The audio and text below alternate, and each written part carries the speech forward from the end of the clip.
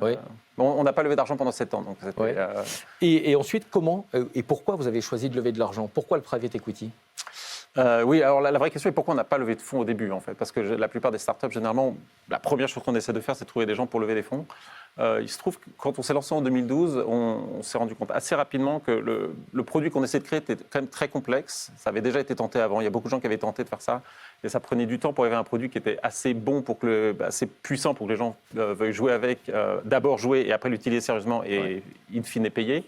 Et donc, un des challenges qu'on a quand on lève des fonds, que ce soit des fonds de venture capital ou des fonds de private equity, c'est qu'il faut quand même retourner l'argent aux investisseurs d'une manière ou d'une autre au bout de quelques mois, 18 mois, généralement 1 an et demi, ou en tout cas être en mesure de faire une levée de fonds suivante. Et on a senti assez rapidement que ça prendrait trop de temps dans notre cas, et ce qui nous a fait, après, passer plusieurs années, sans doute un peu trop longtemps d'ailleurs. Je pense qu'il aurait fallu lever plus tôt.